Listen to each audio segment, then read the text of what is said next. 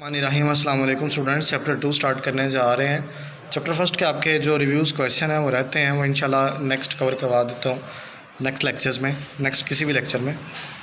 तो ये second chapter आपके सामने जिसका नेम है साउंड, और साउंड के बारे में कुछ ना कुछ आप लोग फर्स्ट चैप्टर में पढ़ चुके हैं। साउंड जो है वो साउंड का और वेव का एक डीप रिलेशन है यहाँ पे, जिसमें आप वेव का जो टॉपिक है वो आप चैप्टर फर्स्ट के अंदर जो है वो पढ़ चुके हैं। यहाँ से स्टूडेंट्स आपको बताता चलूँ कि जो एक्चुअली जो साउंड है वो वाइब्रेशन से प्रोड्यूस होती है किसी भी ऑब्जेक्ट से। यानी जब भी कोई ऑब्जेक्ट किसी मीडियम में वाइब्रेट करता है तो एक तो स्टूडेंट्स वहाँ से वेव्स पैदा होती हैं, ये तो पॉइंट आपको समझ में है। दूसरा, इसी की एग्जांपल में आप लोगों ने रिपल टैंक के अंदर जो है वो आप पढ़ चुके हैं कि जब भी रिपल टैंक का जो वाइब्रेटर था वो वाइब्रेट करता था तो वाटर वेव्स प्रोड्यूस होती थी, और वो जो वाटर वेव्स प्रोड्यूस होती थी उनमें जो मीडियम था वो वाटर था। तो वहाँ से भी क्या हो रहा था स्टूडेंट्स, वाटर वेव्स जो थी वो प्रोड्यूस हो रही थी। स्टूडेंट्स यहाँ से आपको जो साउंड वेव्स का जो मेन टॉपिक है, इसमें जो फर्स्ट क्वेश्चन है आप राइट कर लें। साउंड वेव के ऊपर आपको नज़र आ रहा होगा पेन के साथ लिखा हुआ कि how sound is produce. Sound जो है वो कैसे प्रोड्यूस होती है ये हम लोगों ने बताना है यहाँ पे सबसे पहले। तो स्टूडेंट्स, जब भी जो बॉडी वाइब्रेट कर रही होती है, कोई बॉडी जो वाइब्रेट कर रही होती है उनसे साउंड प्रोड्यूस होती है। जब भी कोई बॉडी वाइब्रेट करती है तो उसकी वाइब्रेशन से जो एयर है हमारे या उस बॉडी के जो अराउंड है वो भी वाइब्रेट करना स्टार्ट कर देती है। जब वो बॉडी स्टूडेंट्स वाइब्रेट करती है तो उससे एक सेंसेशन थरथराहट पैदा होती है जो हमारे कानों में महसूस होती है और हमें आवाज़ आती है। इसी तरह उसके एग्जांपल्स लिए हैं, guitar sound is in a guitar sound is produced due to the vibration of strings की वाइब्रेशन से जो है वो साउंड जो है वो प्रोड्यूस होती है।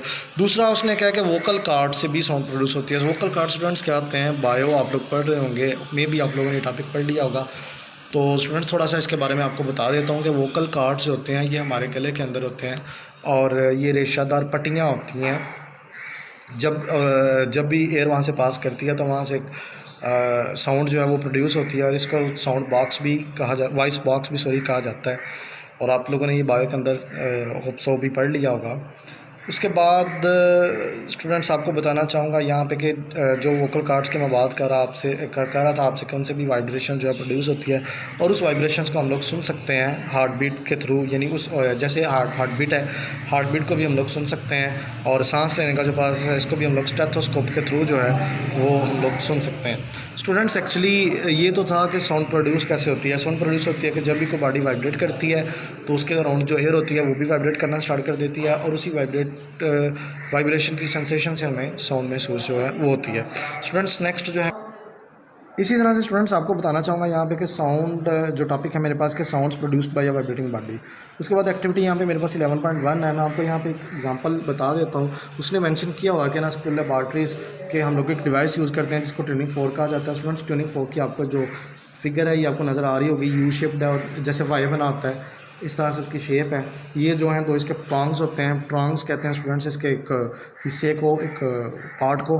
तो दो प्रॉन्ग्स यहाँ पे मेरे पास मेंशन है। कहता है अगर एक प्रॉन्ग पे मैं क्या करता हूँ, एक हैमर जो है आयरन हैमर जो मैं एक पे अप्लाई करता हूँ तो फिर क्या होगा कि ये वाला जो प्रॉन्ग है ये वाइब्रेट करना स्टार्ट कर देगा। स्टूडेंट्स जब ये वाइब्रेशंस पैदा होगी यहाँ से तो हमें जो साउंड है वो महसूस होना शुरू हो जाएगी। कैसे महसूस होगी, जब भी हम कान अपना जो है इसके साथ लगाएंगे। स्टूडेंट्स एक और मेथड भी है जिससे हम लोग इस साउंड को सुन सकते हैं। उसके लिए आपको क्या करना होगा, उसके लिए नेक्स्ट स्टूडेंट्स इसी तरह से मैं जैसे आपको बता रहा था कि जब भी हम लोग इस जो ट्यूनिंग फॉक है जब ये वाइब्रेट कर रहा होगा तो इसके साथ हम लोग एक सॉलिड स्पॉट से बांधा जो एक बॉल है वो इसके साथ टच करवाएंगे। जब ये बॉल टच होगा इसके साथ तो बॉल भी जो है वाइब्रेट करना शुरू कर देगा due to vibrations of the tuning fork. जो कि ट्यूनिंग फॉक पे हमने जो था वो रबड़ हैमर जो है वो लगाया था। मैंने पहले इसमें कॉल किया है आयरन हैमर, तो ये आयरन हैमर नहीं है स्टूडेंट्स, ये रबड़ हैमर है। और जब इसको अप्लाई किया जाएगा ट्यूनिंग फॉक के ऊपर तो ट्यूनिंग फॉक जो है वो वाइब्रेट करेगा, और उसके साथ टच होने वाला जो बॉल है वो भी वाइब्रेट करेगा, और उससे भी हमें जो साउंड जो है वो प्रोड्यूस होती जो है वो सुन सकेंगे हम लोग उसको। स्टूडेंट्स इसी तरह से जो ट्यूनिंग फॉक जो वाइब्रेट कर रहा होता है, अगर आप उसको पानी के अंदर रखेंगे तो उस पानी के अंदर भी जो है वो वेव्स जो है वो प्रोड्यूस होना शुरू हो जाएंगे, और इस तरह से हम उन वेव्स को भी देख सकते हैं और उससे प्रोड्यूस जो साउंड है हम उसको जो है वो सुन सकते हैं। उसके बाद स्टूडेंट्स मेरे पास जो टॉपिक है that is sound requires material. ये क्वेश्चन है कि हमने प्रूव करवाना है कि साउंड को पास करने के लिए किसी न किसी मीडियम की जो है वो ज़रूरत होती है। एक एक्सपेरिमेंट भी है, कंसेप्चुअल क्वेश्चन के तौर पे भी हम इसको ले सकते हैं कि prove that mechanical waves require medium for their propagation, या prove that sound required medium for their propagation. ये दोनों क्वेश्चन जो है वो बन सकते हैं यहाँ पे, या sound required medium for their propagation, ये जो दो क्वेश्चन है ये यहाँ से बन सकते हैं। तो उसके लिए मुझे क्या करना होगा स्टूडेंट्स, एक जा रहा है आपके सामने, ये फिगर आपको नज़र आ रही होगी, आपको ये फिगर जो है वो नज़र आ रही होगी यहाँ पे। इस फिगर में क्या है स्टूडेंट्स, आपको नज़र आ रहा होगा कि ये इतना, ये जो है सबसे पहले मैं आपको इसकी बेस के बारे में बताता हूँ। ये जो बेस है ये एक वैक्यूम है। वैक्यूम क्या होता है स्टूडेंट्स, इसमें एयर मौजूद नहीं होती है। इसके ऊपर स्टूडेंट्स मेरे पास ये मौजूद है, एक मैंने बेल जार, एक ड्रम रखा हुआ है, आप इसको बेल जार कह सकते हैं। इसके अंदर बेल मौजूद है हमारे पास, ये इलेक्ट्रिक बेल मौजूद है। स्टूडेंट्स पहले जार के बारे में बता दूं आप लोगों को, ये मेरे पास एक बड़ा सारा जार है, जार की जो बेस है मेरे पास ये एक वैक्यूम है। वैक्यूम का और मैंने जार का यहाँ से जो कनेक्शन है वो मैंने रख दिया हुआ है। मीन्स के दोनों में एक जो है वो होल है दोनों में, यानी वो एक मीडियम की जो है वो एक प्रोसेस जो है वो बन रहे हैं। अब इसमें क्या किया कि यहाँ से मैंने स्टार्ट में एक यहाँ पे इलेक्ट्रिक बेल लगा दी, इलेक्ट्रिक बेल को वायर्स के जरिए यहाँ पे मैंने हैंग कर दिया। अब क्या होगा स्टूडेंट्स के जब मैं इस बेल को रिंग करूँगा तो अभी तो ये स्पेस नहीं है, मीन्स के स्पेस में इस जगह पे ना अब अभी हवा मौजूद है, मैंने पंप के थ्रू इसमें हवा भर दी है, तो इस सारी जगह पे भी हवा मौजूद है। जब बेल रिंग होगी यहाँ से तो बेल की जो आवाज़ है वो बाहर महसूस होगी, यानी जार के बाहर हम आना शुरू हो जाएगी। उसके बाद हम लोग क्या करेंगे कि इसको रिंग बेल को बंद करके वैक्यूम से सारी वो जो एयर है हम उसको बाहर निकाल देंगे। अब यहाँ पे जो अंदर है वो सारी क्या बन गई, स्पेस बन गई।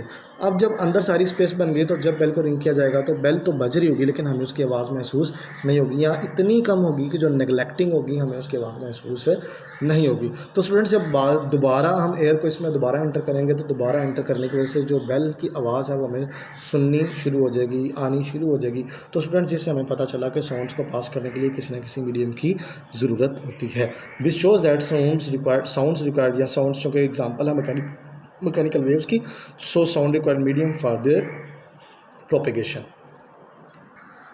तो स्टूडेंट्स नेक्स्ट टॉपिक जो है वो मेरे पास that is longitudinal nature of wave. मैंने ये यहाँ से शो करवाना है, जो कि हमें पता है, मैंने ये चीज़ आपको अभी भी बताई है कि साउंड जो है that is the example of mechanical waves. Mechanical waves के अंदर दो टाइप्स हैं, that is longitudinal waves and transverse waves. मैंने ये प्रूव करवाना है कि चूँकि इसका कुछ बिहेवियर जो था साउंड वेव्स का दैट इज़ लॉन्गिट्यूडनल वेव्स। तो मैं ऐसा करता हूँ कि मैं प्रूव करवा देता हूँ यहाँ से कि जो साउंड वेव का जो बिहेवियर है वो लॉन्गिट्यूडनल नेचर है, यानी वो लॉन्गिट्यूडनल बिहेवियर है उनका। तो उसके लिए मुझे क्या करना होगा कि वही ट्यूनिंग फॉर्क जो आपने पहले लिया था उसी ट्यूनिंग फॉर्क की हेल्प से मैं एक्सपेरिमेंट जो आज का शुरू करने जा रहा हूँ। तो स्टूडेंट्स आपको एक ट्यूनिंग फॉर्क नज़र आ रहा होगा, उसके इर्द गिर्द ये जो रेड लाइन्स आपको नज़र आ रही है ना, ये एयर के मॉलिक्यूल्स हैं, ये नॉर्मल कंडीशन में आपको नज़र आ रहा है, ये स्टेबिलिटी को शो कर रहे हैं यहाँ पे। अब क्या होगा कि जब भी मैं इस पे, आप ये समझ लें कि आप जब आप इस प्रॉन्ग पे राइट साइड पे जब कोई फोर्स अप्लाई करेंगे तो जब आप इस पे फोर्स अप्लाई करेंगे कह सकते हैं, फोर्स कह सकते हैं इसको, या वही जो रबड़ हैमर था आप वो कह सकते हैं। जब अप्लाई करेंगे तो ये क्या करना शुरू कर देगा, ये वाला प्रॉन्ग वाइब्रेट करना स्टार्ट कर देगा। जब ये स्टूडेंट्स वाइब्रेट करना स्टार्ट कर देगा तो इनिशियली जब ये टुवर्ड्स राइट जाएगा तो इसके जो करीबी जो मॉलिक्यूल्स होंगे एयर के वो कंप्रेस हो जाएंगे as compare to other molecules. यहाँ पे अभी वो स्पेस मौजूद है उन मॉलिक्यूल्स में, यहाँ पे वो कंप्रेस हो जाएंगे। अब जब हम लोग छोड़ देंगे या हैमर की वजह से वो जब ये जो प्रॉन्ग है जब ये पोजीशन बी पे आकर दोबारा ओ की तरफ जाएगा, ओ से दोबारा आए, जैसे आप लोगों ने स्टूडेंट चैप्टर फर्स्ट के अंदर सिंपल हार्मोनिक मोशन में पढ़ा था, सिंपल पेंडुलम में पढ़ा था कि जब बॉडी पोजीशन ओ से ए की तरफ जाती है तो वो ओ पे नहीं ठहरती, वो क्या करती है, पोजीशन ए से ओ की तरफ जाती है, देन वो ओ से बी की तरफ और बी से ओ की तरफ आती है। तो यहाँ पे भी स्टूडेंट्स जो मेरे पास जो प्रॉन्ग है ये पहले बी की तरफ आता है, बी पे नहीं ठहरता, वो दोबारा ओ से ए की तरफ जाता है और वो ए से दोबारा वो अपनी पोजीशन को कंटिन्यू करता है। तो इसी तरह से जब वो अंदर की तरफ स्टूडेंट ये प्रॉन्ग जाएगा तो यहाँ पे ये जो है सीरीज़ एक बननी स्टार्ट हो जाएगी, यानी जब वो अंदर की तरफ जाएगा तो यहाँ पे अचानक जो है वो स्पेस बन जाएगी, यानी वो स्पेस इस तरह से शो की हुई है। तो ये एक सीरीज़ बनना स्टार्ट हो जाएगी कि कुछ में मॉलिक्यूल्स जो हैं वो एक दूसरे के करीब शो हो रहे होंगे आपको, और कुछ में जो मॉलिक्यूल्स हैं वो एक दूसरे से दूर नज़र आ रहे होंगे आपको। अब जहाँ पे मॉलिक्यूल्स एक दूसरे के करीब नज़र आ रहे हैं आपको, जिसमें यानी मीन्स के जहाँ पे पार्टिकल्स मीडियम के पार्टिकल्स एक, बल्कि इसमें एक पॉइंट सॉरी मैं आपको एक पहले बताना चाहूँगा, दैट इज़ कि आप इसमें ऑब्जर्व करें कि साउंड की जो मोशन हो रही है या साउंड की जो यहाँ पे प्रॉपर्टीज़ आपको नज़र आ रही होंगी, साउंड की वेव्स की जो मोशन है आपको लग रहा होगा यहाँ पे कि वो along the propagation of the waves है, यानी मीडियम के अलॉन्ग है। यानी जब भी वेव्स प्रोड्यूस हो रही हैं ये हैं तो वेव्स ही, तो ये परपेंडिकुलर अपने पाथ के परपेंडिकुलर नहीं है, अपने मीडियम के परपेंडिकुलर नहीं है, बल्कि वो अलॉन्ग द मीडियम है। तो यहाँ से मुझे एक चीज़ शो हो गई कि ये तो हैं तो लॉन्गिट्यूडनल वेव्स। अब स्टूडेंट्स आपको पता है लॉन्गिट्यूडनल वेव्स के अंदर तो एक और टर्म भी होती है कि उसमें क्रस्ट और ट्रफ नहीं बनते, बल्कि कंप्रेशंस और रिफ्रैक्शन बनते हैं। तो स्टूडेंट्स जब मैंने देखा तो कुछ हिस्से ऐसे थे मीडियम के पार्टिकल्स जहाँ के एक दूसरे के करीब थे, कुछ हिस्से में मीडियम के पार्टिकल्स एक दूसरे के दूर थे। स्टूडेंट्स जहाँ से मीडियम के पार्टिकल्स एक दूसरे के दूर हैं हम उनको कहते हैं रेयर फ्रैक्शन, और जहाँ पे एक दूसरे के करीब हम उनको कहते हैं कंप्रेशन। कंप्रेशन मीन्स कंप्रेस से ड्राइव्ड किया गया है यहाँ पे स्टूडेंट्स मेरे। तो स्टूडेंट्स मैं आपको बता रहा था यहाँ से कि कोई सीरीज़ बन रही थी जिसमें कुछ जगहों पे जो मीडियम के पार्टिकल्स थे वो एक दूसरे के करीब थे, कुछ जगहों पे मीडियम के पार्टिकल्स थे वो एक दूसरे के करीब थे, यानी कंप्रेशन और रिफ्रैक्शन की जो सीरीज़ थी वो बन रही थी।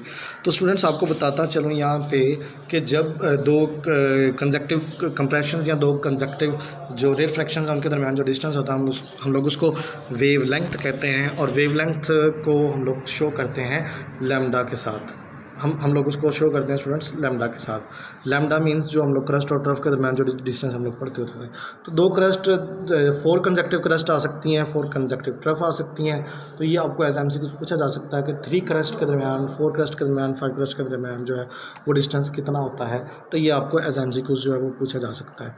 और स्टूडेंट्स यहाँ से हमें पता ये चला कि चूँकि एक तो पॉइंट ये कि जो क्रस्ट और ट्रफ की जगह यहाँ पे कंप्रेशन रिफ्रैक्शन बन रहे हैं, तो ये लॉन्गिट्यूडनल होने की इनका एक सबूत मिल गया। दूसरा पार्ट जो मैं इसका एक्सप्लेन करवाता हूँ आपको, यहाँ पे कहता है as in the figure the direction of the propagation of the sound waves.